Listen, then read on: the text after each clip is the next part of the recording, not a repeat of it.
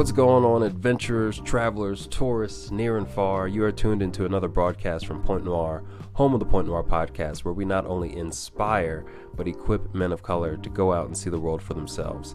As always, I'm your host, Jerry III, aka the one and only Kimono Jack, and you are tuned in for the 44th session of the Point Noir podcast. Thanks for joining us. Glad you're here.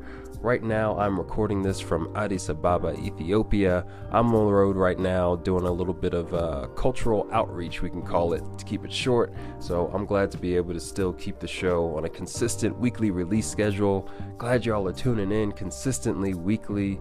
You know, we're out here doing this for y'all. So I'm super excited to share today's special guest. But before I do that, today is the last day of the month to get your passport sponsored, courtesy of the Point Noir podcast. And actually, we have one of our guests. I want to make sure I shout him out, CJ Livingston, who's volunteered to help us sponsor our next 3 or 4 guests. So listen, we got the resources, we have the people lined up in place. So if you've even considered it for yourself or someone you care about, man of color over the age of 21 and up, please get your entries in today. All those details can be found on our Instagram page at Point Noir Show.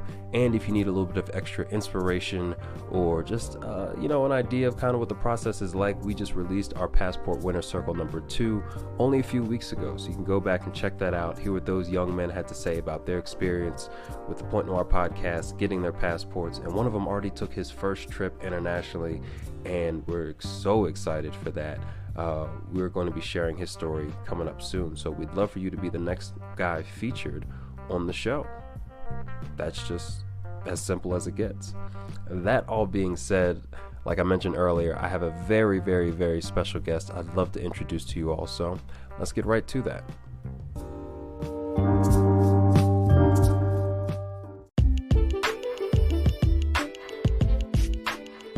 Joining us today as our special guest at The Point is Josiah Woodson. If you're not already, make sure you follow him on Instagram and Twitter and Facebook at Josiah Woodson. And personally, this is a very special session for me, one I've actually wanted to do for almost a year since I started the show. So I'll tell you a little bit about Josiah. Josiah is a masterful multi-instrumentalist, a trumpet player, a guitar player. He plays keys, he plays flute. He's a producer and arranger, all in the world of music, working with some amazing artists that you probably all know about. And man, for me, he was the first person I met in Paris. We happened to Skype about a year before I moved out there. I showed up day 2. He took me to a jam session. A week later, I'm getting a call to go to Botswana. A week after that, I'm trying to bring him on the gig, and we started traveling the world together. And he's just been an amazingly positive influence for myself, for everybody around me. And I think you will all get a lot out of what he has to share. Now, you'll notice the audio quality is a little bit different than what we usually do. This was actually a live show that we recorded in like a little cave in Paris. So we were kind of semi-outdoors. You might hear some wind. You'll definitely hear some birds. But we sat out there in 50-degree weather to get this recording because it was that important. He's so busy, and I'm just grateful we could get it done. So I hope you get a lot out of this session. And listen, y'all know the drill. Grab your refreshing beverage of choice. Find that cozy corner on the couch to curl up in. Sit back and relax and get ready to enjoy today's session. I'll see you on the flip side.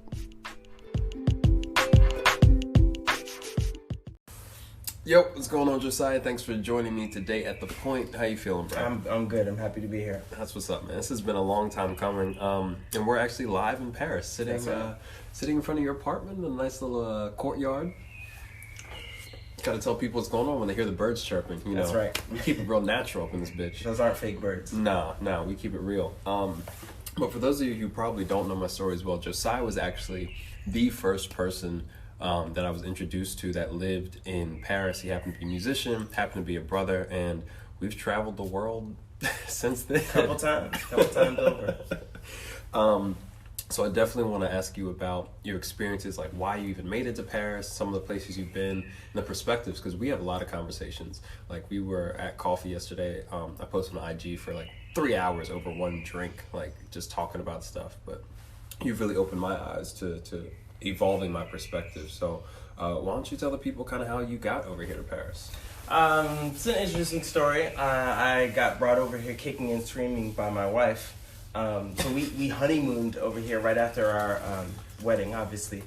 And, you know, you muse, what would it be like to live here? And then like 8 to 10 months later, she had a job offer on this listserv, and she was like, "Hey, do you want to move to Paris?" And I was like, "Hey, no," because I was working in New York, and any musician that knows what it takes to move and start working and start getting jobs and calls in New York, you don't really want to go away from there because it takes so much to get. It took me like 3 or 4 years to start getting calls from there.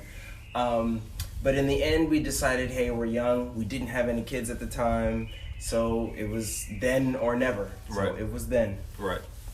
Initially, it was only supposed to be for 2 years, but we came out here, and Paris and France, it's like a corridor to the rest of the world. So by the end of the first year, I had already toured through Germany, Italy, Switzerland, a little bit through Africa as well. Morocco, I think we went down to Ile Reunion. So I had already been all over. So I was like, maybe there's a place for me here. Right. Definitely different opportunities than New York immediately presents. That's correct. New York's definitely a gateway. And I didn't mention this, but I'll say it in the intro, but Josiah is a master musician, producer, arranger, multi-instrumentalist. We'll get into details maybe on the back end. But growing up, did you travel much? Like, what was your experience like in the States before you made this move to Paris? I traveled across the States a bunch, but I had only been outside of the country once, and that was all the way at the end of college. Mm-hmm. So, no, I really didn't travel. I hadn't even been to Canada by that time. Right. No. So all of my traveling, I'd say like 99% of my traveling has been since I've moved here, so within the past 8 years. Okay. But yeah, the domestic thing, like I always shout that out on the show because, I mean, especially for us, like people of color, you just never leave your block or never leave your neighborhood. And you've been to some really, I mean, I know where you're from, but East Coast, West Coast, center part of the country, like you've seen a lot of diversity within the States. That's very true. I don't think there's a state I haven't been to. I think I just nipped Alaska. No, it's Hawaii. I've never been to Hawaii. You've been to 49 states? Just about, yeah. Holy shit. Yeah. I didn't know that. Well, it's like that when you have to drive through a lot of them. Right. I've done that a couple times. Right, like the olden days. No, road trips are so great, but I mean, I don't think I've been to more than a dozen states. Probably equal countries and states. So, wow. I mean, that's pretty significant in and of itself because most people have not hit, 95% of the states that we have. It's a big-ass country. But I also think having those experiences, especially through adolescence, allows you to start becoming adaptable, a little bit more malleable. I think that's exactly true. Which I think is mandatory for survival the way that we do it as an expat. Right. Because one thing that I know we both can speak to is that not every American that makes it here really engages and integrates with the French culture. Like, you're bilingual, you speak French at an amazing level, you pick up any little bit of language, but we know people who've been here for decades. It's my least favorite compliment that I get when people tell me I'm not like some of the Americans that they know here. It's like, yeah, there's some old heads here who never quite picked it up, but they have their own struggles. So I'm not gonna try to put them down. But I definitely was motivated when I came out here to pick up the language and just start speaking it as close to natively as I possibly could. Yes, Josiah is that guy, which I definitely appreciate. So, what was that like getting integrated into the French system? How different is it being in Paris than in the States? Like, how's the culture different? What things do you have to think about differently? I wouldn't really say that I'm really integrated into the system here, just because the depth of any culture is profound. So I'm not sure how far I've gone through that. Well, let's start here. You have papers, which is the biggest difference between me anytime I've been here and you. Like, you've had to go through the system of becoming a couple times. Yeah, your carte de séjour and all that sort of stuff. So can you explain what that's like? And it's a catastrophe almost. But I think that's what the West does. I don't think it's that much different in the States, especially nowadays. But what they do with that type of system is they make it as prohibitively expensive and confusing as they can. And this is to get the right to work. What does a carte de séjour do? It's the right to work, tap into the Social Security network, all that, and be legal. But it helps with housing and other things too, right? That's right. Because there's a system to help with everything from being an artist to having a baby. So being able to tap into that is definitely a benefit. Is it kind of like our green card? The card is, the system isn't. Same color, different system. That's right. Because the system in the United States is it's a predatory healthcare system where it's for profit. So it's right. Whereas France, people try to get hurt here because I have gotten better healthcare here as a non-card carrying just person for less money than I do with health insurance in the States. Right. There's a whole industry of healthcare tourism where people figure out that the plane ticket, a week's hotel stay, or even a month, and the doctor's bill is less expensive than just the doctor's bill in their hometown in the United States. Yeah. So if they have the means, the people that do, they go do that. It's very real. France is one of those spots. So tell me about that beginning introduction into France. You and your recently married wife, because that sounds crazy. I only have one. Yes. Just the one. Shout out to Queen Tyranny. Upstairs, not feeling too well. She'll get better soon. But what was that like coming into France? You had only been here once. What was that experience like? What did you take and what do you remember about that? We got lucky. So our transition was pretty smooth. We didn't come straight to Paris. Tyranny's job was outside of Paris, about an hour away, at the same place where Joan of Arc was actually burned at the stake. Oh, that's nice. Interesting trivia. Fun fact. That's right. Rouen is the place. And it took me 6 months to be able to pronounce that so that French people would know what I was talking about. Right. But yeah, there it's a smaller town. It's not a village, but it's a good sized town. But way less people speak English there. So it was like sink or swim. But I got really lucky because not only was I motivated, but Tyranny's job, which was the business school out there, actually paid for me to take 6 months of 5 day a week, maybe 5 or 6 hours a day classes. Yeah. But I dug it. I was like, is this what school is supposed to be like, where you actually want the knowledge that they're giving you? Because I was doing my homework and stuff. It was nuts. Am I learning? Right. Right. I was like, no, let me do this again. Right. Wow. So not only were you in an environment, which happens a lot when you get out of the major, Paris is the major metro hub in France, but as soon as you leave Paris, you find that a lot of people don't speak English as a secondary language. That's even. Right. And the French will be the first people to tell you that France, in terms of France, Spain, Italy, Switzerland,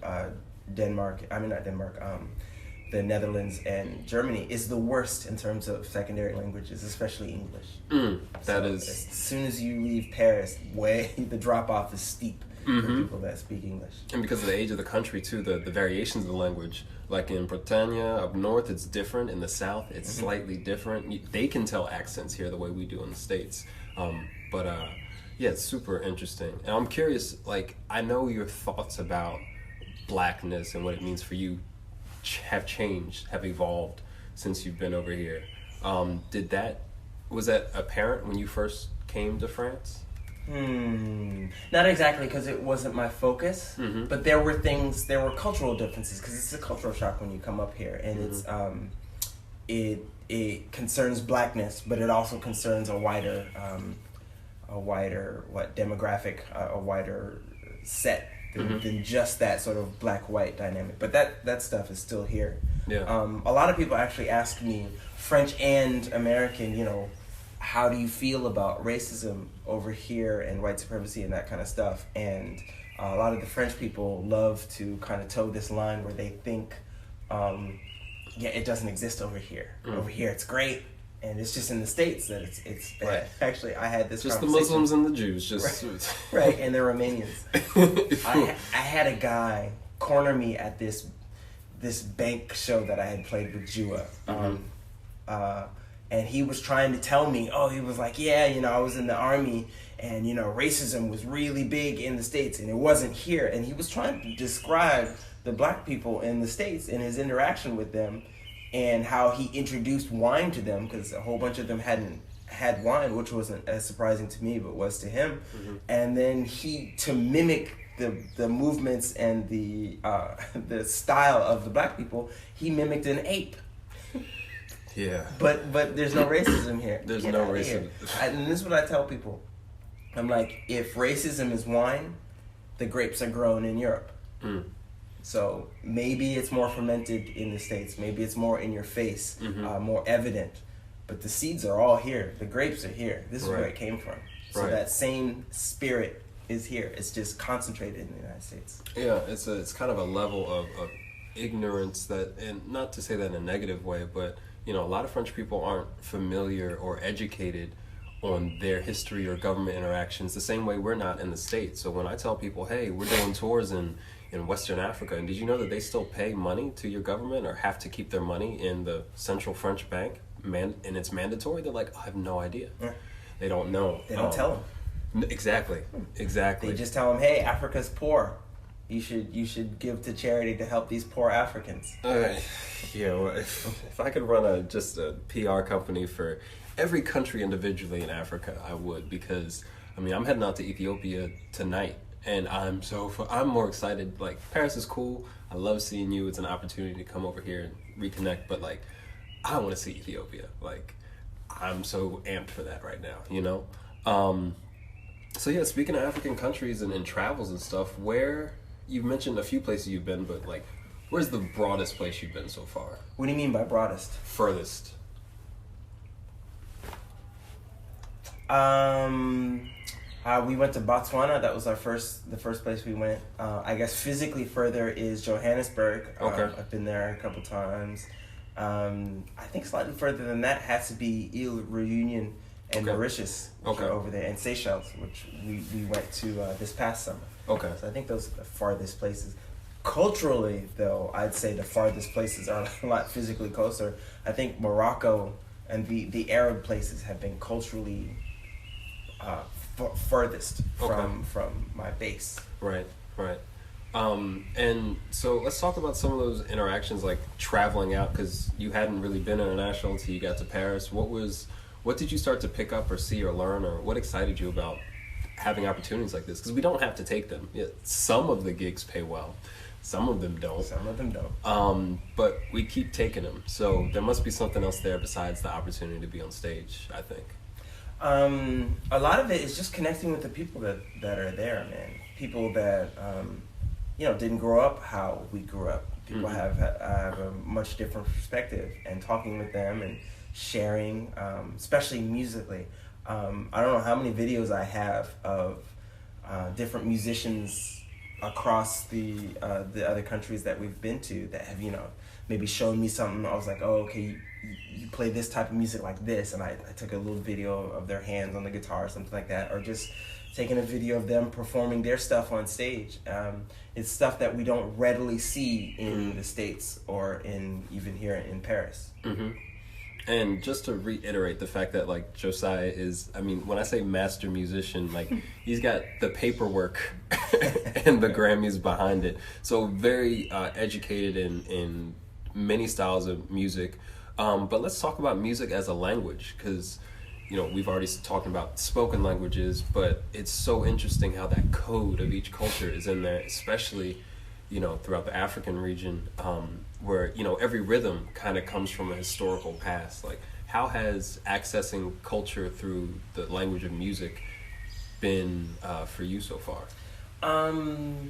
It's been really interesting, and what it does is just like encountering a new culture and then participating and learning in that culture. It kind of provides you, it makes your perspective larger, so it's you just get a bigger perspective. It's not necessarily that you change your perspective, it's just that you add more to it, and in terms of what I believe. And culture through music is very, very interesting, because there's a whole bunch of things that go on stage and go between musicians that muggles or non-musicians mortals don't pick up on. There's so much communication that's just with those notes and just with those rhythms that happens on stage. And then when you include different musical traditions and musical cultures, that communication, it just gets even more enriched and more dynamic and more cool. Yeah. I remember one time I was I was listening to this one guitar player play. I forget exactly the style of music. It wasn't Sega, but the guy was from Dar es Salaam in Tanzania, and he was showing me this sort of traditional way to play. And so I was practicing it because I had taken a video and I was practicing it. And I was like, I was going to show him the next time I saw him, and he was a younger guy, really into the jazz way of looking at music. So he studied a little bit of that, and so he was really into that. And so that's why we connected, because we had this, overlapping circles of influence on both of our playing. And so I started playing the thing the way he taught me, and an older head came over and was like, no, don't put that note in, because on one of the, I think it was on the 4 chord. A lot of African music, 1, 4, 5 triads. But on the 4 chord, he had the major 7, and it didn't hit me as something odd, because I'm coming from 7s, 9s, and 13s, right?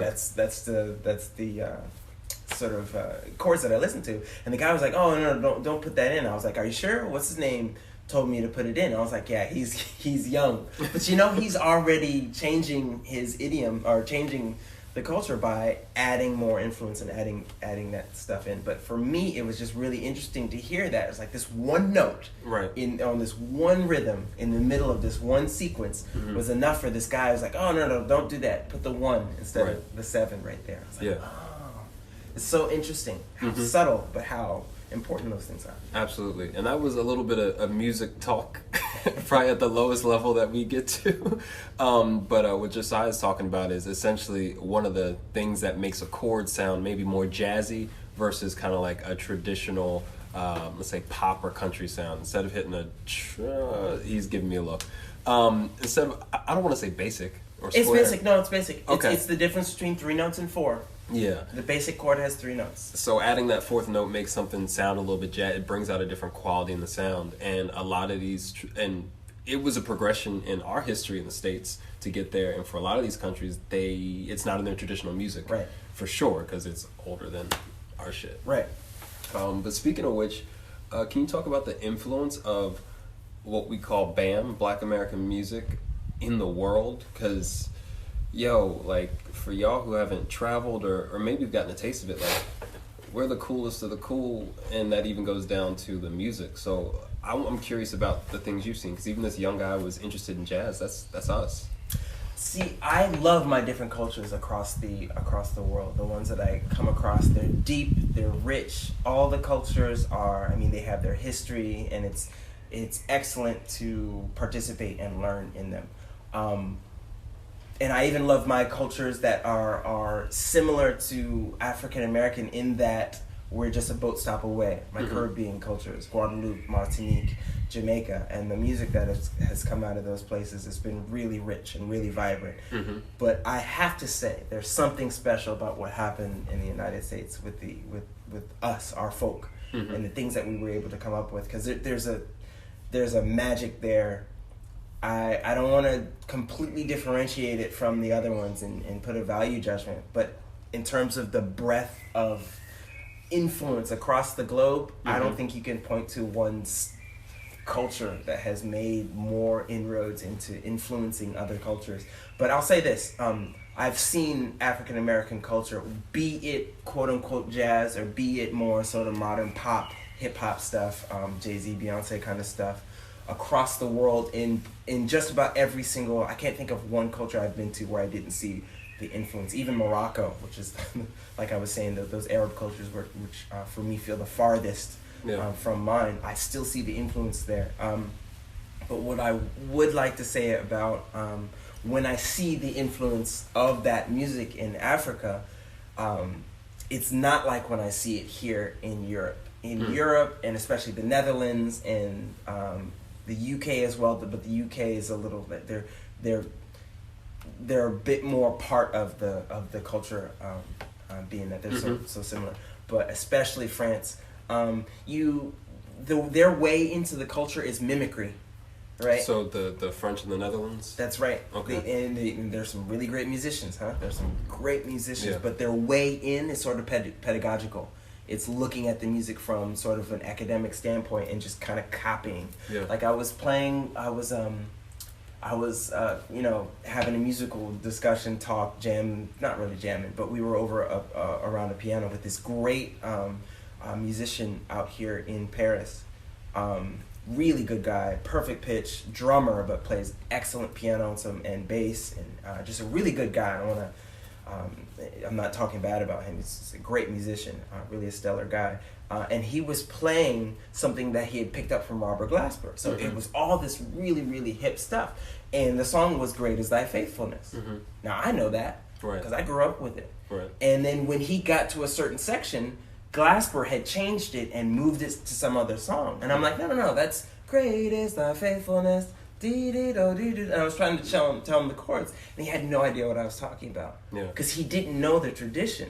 He didn't know what he was doing. He just knew. I mean, technically, in the sense of the music, he knew what he was doing. But in terms of the culture, he had no idea what. He just knew that rendition. Right. He didn't know how deep it was. I was talking to another singer who thought his Eyes on the Sparrow was a Lauryn Hill song. I'm like, oh no! But there's a cultural barrier. But they come at it from that sort of pedagogical. I just kind of look at what I see and I incorporate that into what I play. But whereas in Africa, I feel like they have a deeper understanding, if not of the cultural aspects, of what the music does and how important the music is in the different cultural aspects of society, because that's where the music comes from for us. Great is Thy Faithfulness means something culturally to us, to people that don't know the actual chords or the melody notes. It means something, and the Africans know that, and so that's the only place, and all throughout Africa, it's the only place where I see people get influenced by our music without the music taking over. They're like, oh, okay, I'll play some soukous and I'll put this thing in here. Or I'll play, like the guy who was playing his traditional music, but then threw the seventh in there, They let the music influence them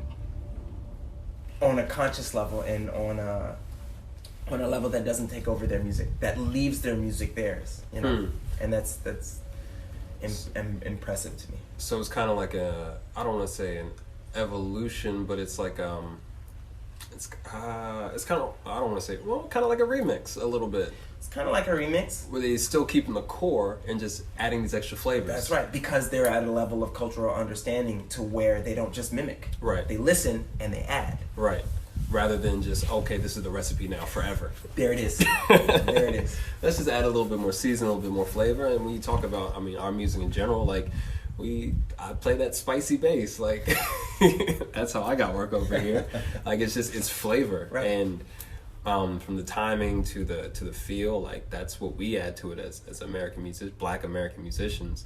I also think the other interesting thing is the gospel scene in Africa is very similar to ours, and it weirds me out sometimes because the history is different, right?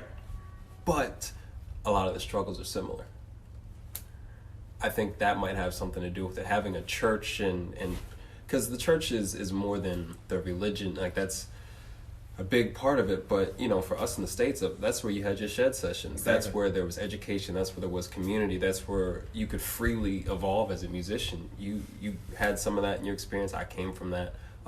That's not a thing here in France for sure. Right. Well, with the Antillais, with the African peoples, it's much more of a thing than it is for non-African peoples, because I've flowed a little bit in the circles of Guadeloupe and Martinique people here, and when they're in the gospel, it's much closer. That is true. That is true. It's closer to what we do. But if you come to Paris for y'all looking for a good old Baptist experience, you ain't gonna find it in Paris on Sunday. You gotta go to the suburbs. That's right. Because that's where the more brothers and sisters of the diaspora is. That's the way it works out here. Exactly.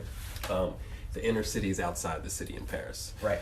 But yeah, music as an access point. One thing I want to ask you about, because I think about this a lot, is how do you feel about traveling the world as a musician or an artist versus any other occupation or métier? Like, I can't really speak to them, but to what they do, but I really would want to do it in that way, because with a musician or an artist, basically the paradigm is different because a businessman and an artist, in my opinion, are anathema. They're completely What was that different. word? Anathema. Anathema. The opposite of one another. Okay, got vocab there. Okay. Well, I say shit. But it really feels like that. Like the businessman at the very infinite level of business thing, Mm-hmm. they want to get as much as they can while giving as little. Mm. And at the very X equals infinity level of an artist, they want to give you as much as they can with taking as little as possible. It's just the pure infinite sides of those things. And that's not to say that any businessman is necessarily at the X level, at the infinite level, and same with an artist. I think we all live on Earth, and so artists have to deal with money. Business people have to deal with culture. Maybe. I don't know. But it seems like the relationship with a business person, between a business person and the different culture that they were going to, can easily be one of exploitation, and predatory exploitation is really what it seems like it could be. Anywhere from that, or scale it back to just, I don't know, sort of voyeurism, non-appreciation. Mm-hmm. When we first went to Botswana, one of the things that I was really happy about was that our team was entirely Black American. So it was a different experience because, I love my white Americans, but they don't have the same perspective of Africa, and they don't have the same connection to the land. They can't, because this is where our people come from. Right. And there's a lot of history in between us now and when we were still there. Mm-hmm. And coming back to there is a connection between that, and it's deep. It's much deeper than, oh, look, there's a lion, you know? And that I feel like that the relationship between Western white people and Africa is more like that. It's like, look at that, it's sort of more of a consumer relationship, whereas the relationship between peoples of the diaspora it can be more of a connection. Yeah. It can be more of a, wow, this is where I, quote unquote, come from, you know? And so on that same token, being a musician, going to those places, it's really a shared experience. We give and we get. Like, I was able to show the people the things that I know.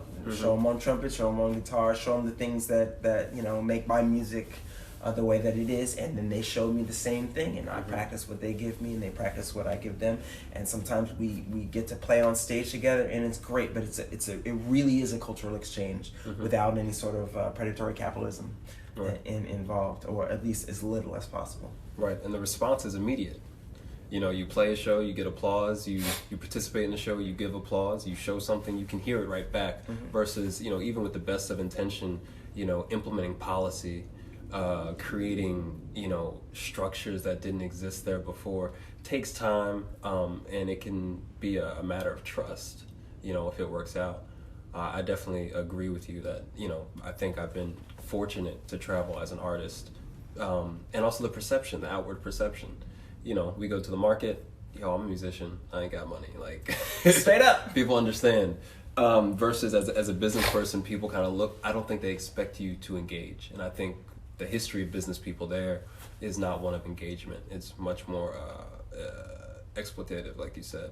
And speaking of that vibe, that feeling, that connection, can you tell me about a powerful experience you had connecting, let's say on the African continent? Because I imagine that would be where you've had some of your most impactful connections. Can you talk to me about that? Talk me through an experience you've had where you were just like, shit, these my people. Like, I haven't had an experience where I feel like, wow, this is where I come from. No, because we're going to say it on the show. I don't think that's a thing. I think it's a feeling. Okay. That's not a thing. But I haven't had that feeling. Okay. I felt like I was home. I guess what I'm trying to get to is, I know what I want to get to. How do we weave this in a question? Where you felt embraced by the culture? I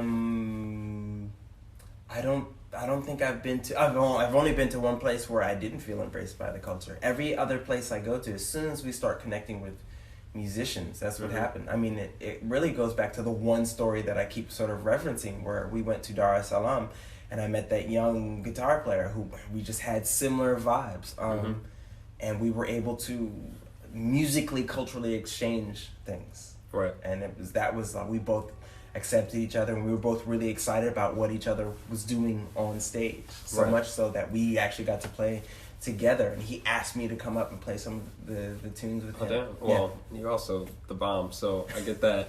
Trying to think, because I know we've had a lot of shared experiences, and I'm just like, wait a second, we were on the same trip, maybe. Like Burkina Faso meeting Iran, even Botswana. Botswana was deep. We saw the whole circle of life on that. Yeah, that still, it's a heck of a baptism.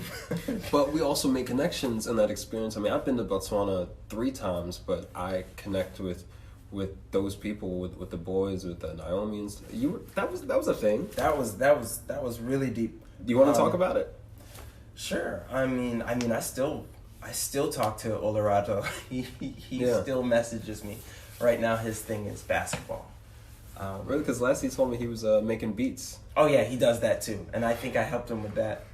I think I sent him something. He wanted me to say something into the mic. Shoot, he sent that to me too, and I didn't get back to him.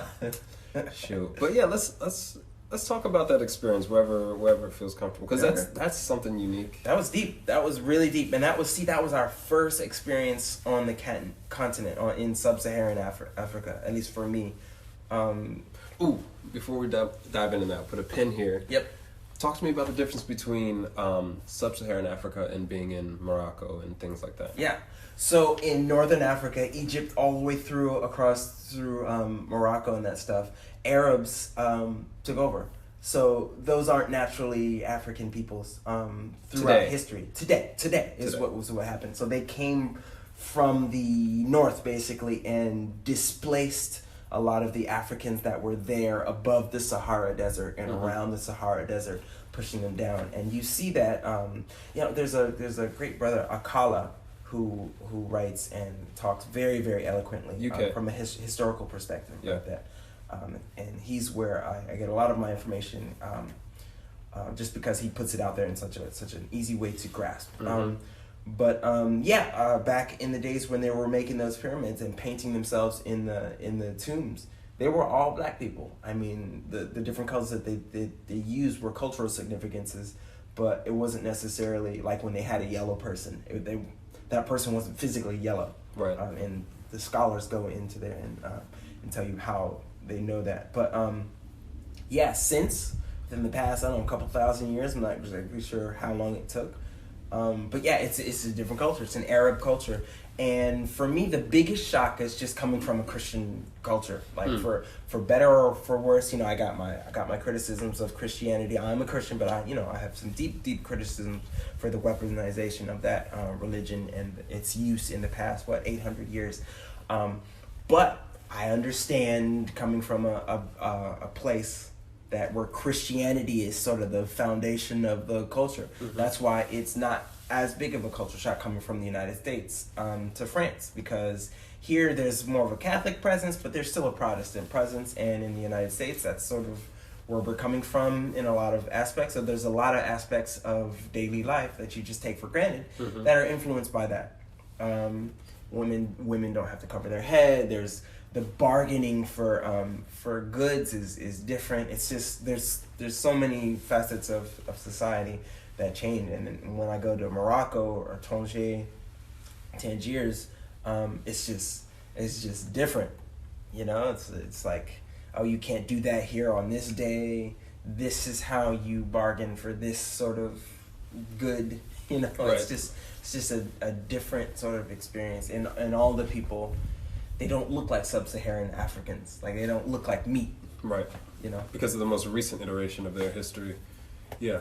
Do you feel you're treated and embraced in the same way, or is it different? In that I'm not treated well and I'm not embraced in there. Yes.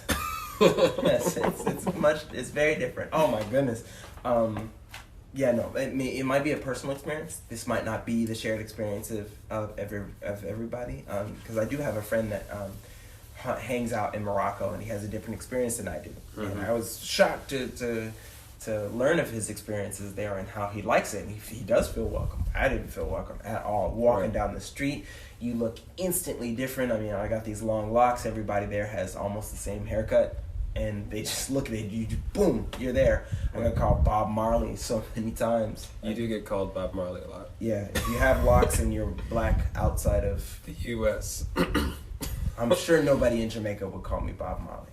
I'm positive. No, there'd be not Marley. Right. Move not Marley. Oh my goodness. I was in, where was I the last time somebody called? I think I was in Johannesburg and somebody called me.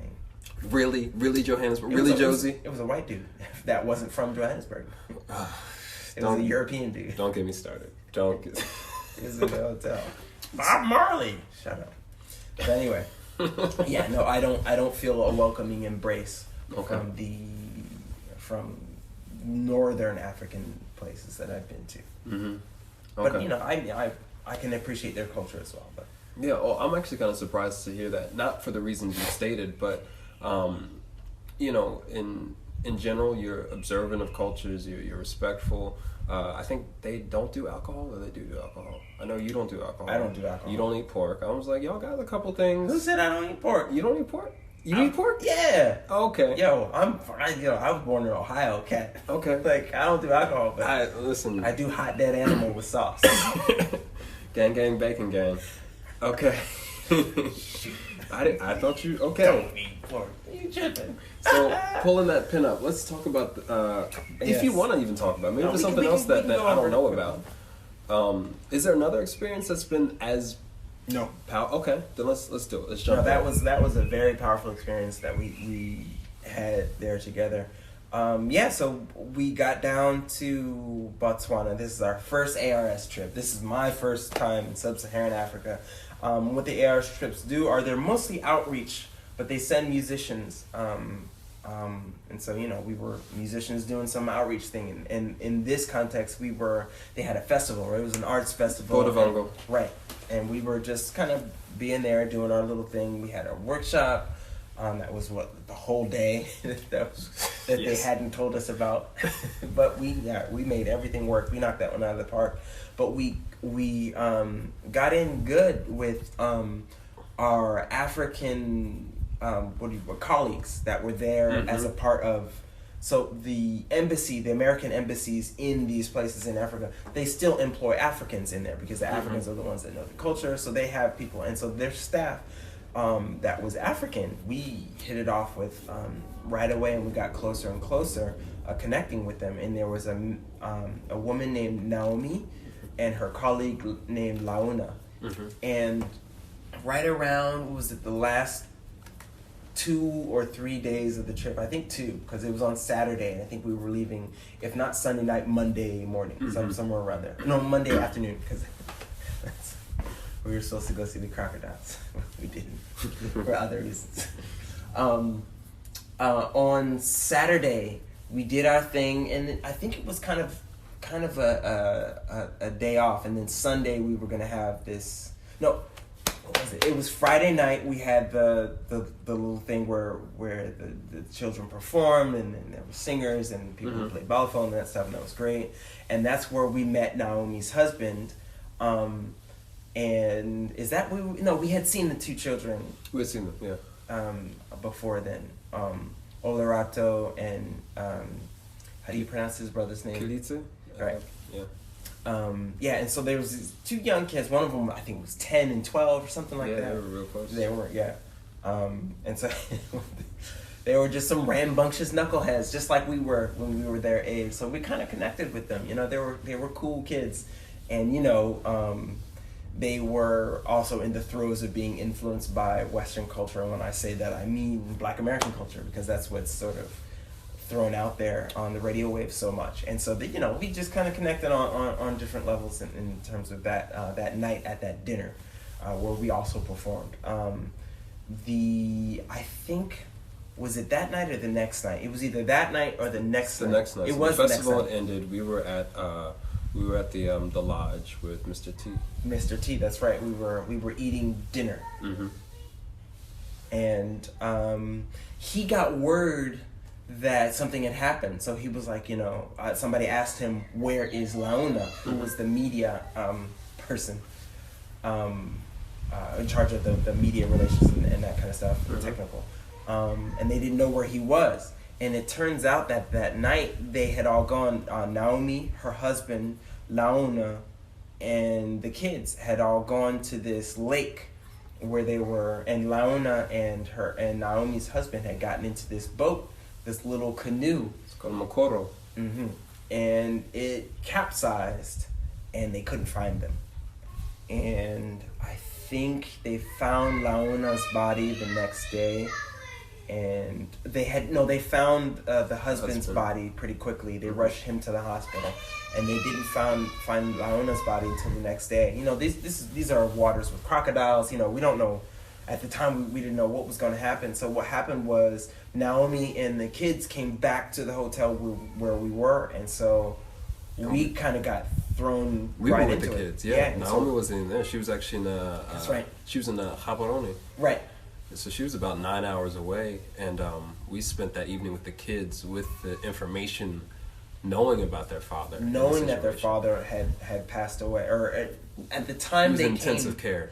But we learned that he had died. We did, but the whole time we were, out of respect for the family, not getting involved in family things, we didn't say anything. That's right. We had collectively decided that it would be best to let the family let them know, and so we were just trying to keep it light. We were watching some stupid movie, some stupid American movie, American but just Pie and ordering room service. Right, just being with the kids and in that time, just trying to keep them. Not too dark, but being mindful that something really heavy just happened, and then I think the aunts, their family came, and then that's where we kind of exited stage left, and they were informed. And we hung out with them the next day. We started making some music with them. That's right. We started making some beats on our laptop in GarageBand. But yeah, and like I said. We kept in contact with them. Like Lorato, he messages me on Instagram every now and again, asks me to do something, or talks about who's his team, the Rockets. Rockets. He talks to me about the Houston Rockets all the time. But yeah, for a while he wanted to take guitar lessons. So for a while there, I was giving him free guitar lessons on Skype. For a good year and a half, every time he would call me, he'd be like, lesson now. And I'm like, listen, you little knucklehead. Did you practice? No, but there's some sweet kids. It was a hell of an experience and a serious connection. I mean, you keeping up those lessons for a year and a half, Buddha bless your soul for that. Because Josiah and I have slightly different personalities. Josiah is outgoing in that way. Had someone asked for bass lessons, it would have been cool. But one thing that from that experience that I actually promised to them was to go back to Botswana before my whole adventure to Europe was over. So literally the week before I left Paris for good, I went down to Botswana to go see them, to go have dinner. It was just a night, but it was good to see that they were well. So I mean. And you've been back since, haven't you? I've been back since, yeah. I've been to Bots 3 times. I've seen them every time, and it's important, But it's so interesting how you just kind of find this adoptive family. My ass be getting adopted all the time. That's where I'm less outgoing than you are. Somehow, but it works out. Is that Simone up there singing a song? Yes. That's, dude, the fact that you are now a father over here is that's amazing. It's a trip with that little girl. So because we're kind of getting to the end of our hour, we're doing this old school today. If y'all can't tell, we don't have any mics. It's just straight up on the phone doing it. Y'all gonna love it. It's gonna be great. But in terms of traveling and what it's done for your perspective, your sense of self, your identity, is it something that you'd recommend other men of color to do? Is it something you'd like to see more of? Most definitely. And specifically men of color, but pretty much everyone, as long as you have a good perspective, and I know it's overused, open-minded, but just being able to being receptive to the idea that there's no such thing as a static normalcy. There is no normal. That wherever you go, everything's relative, and you're willing to learn what's normal to another culture and what they're dealing with. I think traveling and cultural exchange and such is the antithesis of fascism. I think it's the exact opposite. I think the people that really serve as the engine to fascism, other than the people, the weirdos that go to other cultures and still try to exploit them, but for the most part, the people that are listening to them are the people that are stuck in their own town. You know, for me, I would say my perspective has been broadened, and I think a broad perspective can lead you to certain gems. For me, one of the biggest things is, as an African American, one of the things, especially a male, one of the things that we're taught subtly, but overtly, is how little we're worth. I don't think people in the mainstream, I think the scholars all know it, and they've known it for a long time, but one of the biggest factors besides poverty in terms of violence in the hood is we're taught from birth, especially men, that we're not worth anything. Right. So if I'm not worth anything to myself, you're not worth anything to me. So I'm gonna shoot you, because none of us are worth anything. It's just dog eat dog. Right. But one of the things that really hit me about us, our people, is that, man, people all over the world, besides Africa, where they're not quite doing this as much, but people all over the world pick us up, pick our skin up, and wear us like a costume, man. They wear us like a hat. Oh, I'm hip hop, you know? China just, I think they just tried to ban hip hop influence in some sort of way. But the fact that the government would do that in an official capacity lets you know how ridiculously strong our influence is across the globe. And so it's like to somebody who thinks that they're not worth something, to then go across the seas into Germany, to Italy, to France, to China, to Japan, to all these places, and see that, hey, we're being looked at, we're being scrutinized, we're being picked apart in these places because we are worth a lot. And that's the one thing I would tell any of our people. It's like, hey, they wear your culture like a hat, man. They try to eat off your culture like a hat, but that just means that you have something. Right. You have, if you want to call it magic, call it magic. You have something, so you're worthy. Yeah. That's about as real as it gets. And I mean, even today, blues is still the number one way to, if you want to do a world tour, you never played an instrument before, be black, play you some blues. There it is. You will have a world tour. There it is. Sooner than you could believe. There it is, because that music shot across the world, and to another extent, black classical music, mostly called jazz, did the same thing. You say black classical music? Classical. Oh my goodness. Okay. Black classical music. Got you. So jazz. Okay. Shot across the world, and influenced so many different styles of music and cultures, and just. Yeah. It's still very much a force. People, black Americans come to Paris and show up at the French jazz clubs because that's just what fancy people do, right? Right. Shout out to all the aunties and uncles who that's just what you do. Right. So last question. Being a black American in Paris, worth it? Being black American is worth it, no matter where you are. Bet. Of course. Bet. Access, what's the community like here? We haven't talked about that. Which community? The black American community. It's kind of small. It's pretty small. As an expat, I mean, it's just finding your own culture. Expatriated from your country comes with it the dynamic of people coming in and out of the circle. Yeah. So sometimes you'll have friends that you connect with, and then they're gone. And so. That it's really like that, but there are some people that have stayed. But yeah, it's definitely, for me, it's been very important to keep my connections with my African American brothers and sisters that are in Paris. Yeah, 100%. And we don't even have time to talk about it, but when Dawn's Early Light started, that was right. One of the most significant. This is including the tours to different African countries. That was one of the most significant presentations I've ever been a part of. You composed, you arranged, you played 6 instruments.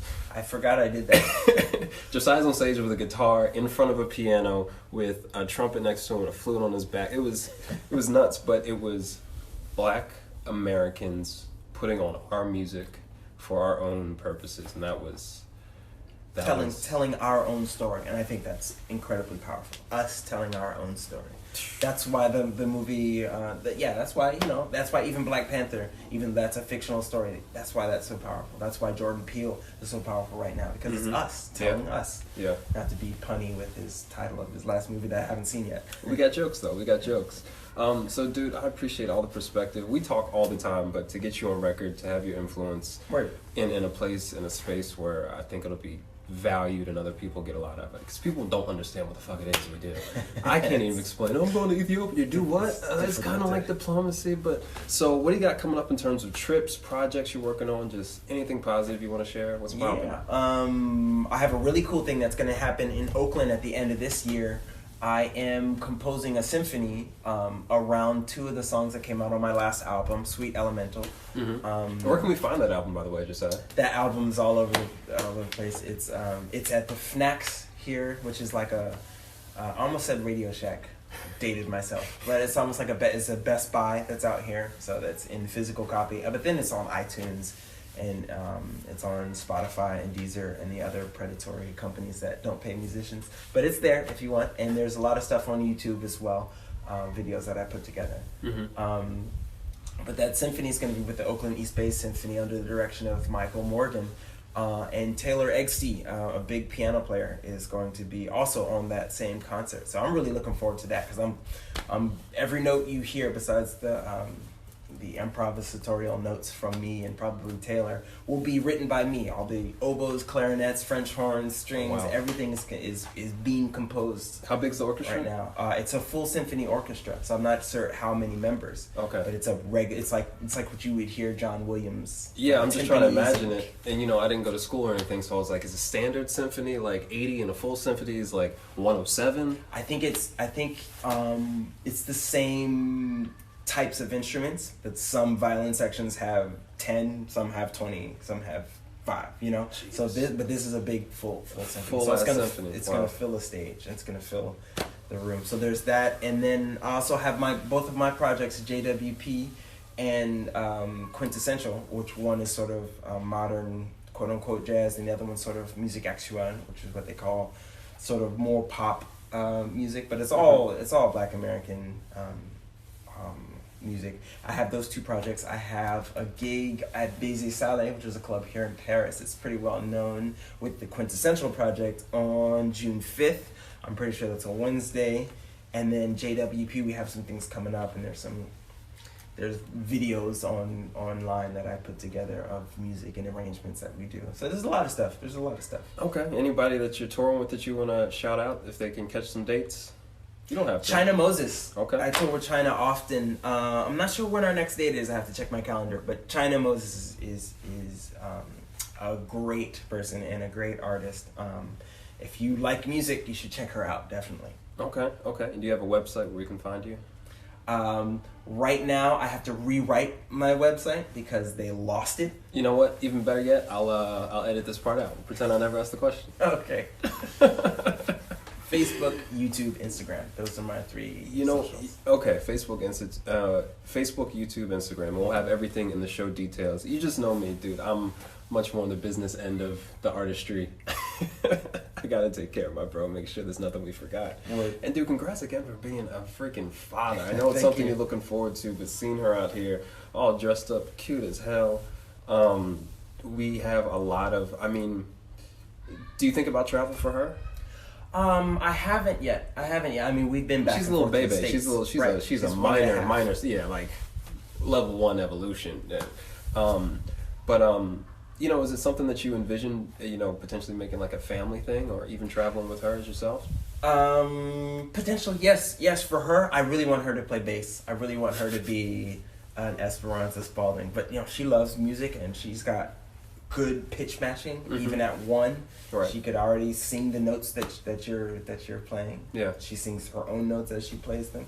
So I have I'm trying to temper my dad expectations and just kind of let her be who she's going to be. But she's got potential to be a much better musician than I am.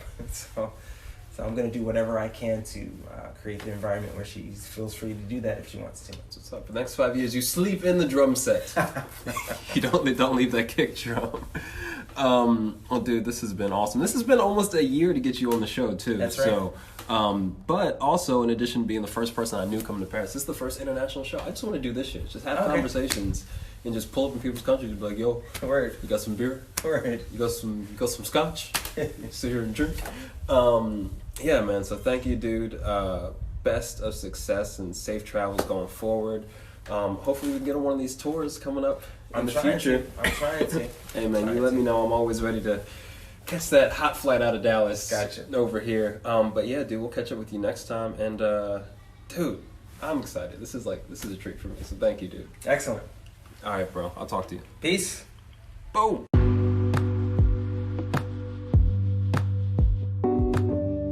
Josiah Woodson, ladies and gentlemen. Like I mentioned earlier, if you're not following him already, make sure you check him out on Instagram. Make sure you check him out on Twitter. He's got several projects out right now, and he's always collaborating with new artists. So at Josiah Woodson is where to find him. And thank you, Josiah. I'm so grateful for that. I'm so grateful to share your stories and perspectives that have really benefited me with everyone that listens to this platform. Like, that is really one of the big bros. And, I'm just super grateful to have someone like that in my world. And I hope that everybody has someone like that is positive and influences them and challenges their thinking. Like Josiah is that guy. So we travel the world, and hopefully we'll have many more tours together.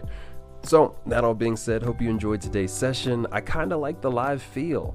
Would love to hear your feedback on it. We do almost all call-ins, but ultimately, I'd love to just do this show live. Pull up in different countries, different cities, and just sit one-on-one, literally over a coffee or, some whiskey if we can get it. I'd love that, and I'd be curious to hear what you think about that idea. Maybe we'll try to make it happen in the coming months, coming years of the show. Thanks again for tuning in. I appreciate your attention more than you know. And again, today is the last day to get your entry in to win that passport. So if you or somebody you know is in a situation where they're looking to be on these black travel feeds for the summer, because it's popping, y'all. Listen, the black travel feed, the black travel hashtags, it's lit, melanated, looking good, people out here doing the thing. You should be a part of that. Hit us up at Point Noir Show, and we'll do our best to take care of you. You got a few hours left, so don't delay. Till next time, hope you all travel well, travel safely. This has been Jerry the Third, aka Kimono Jack, signing off.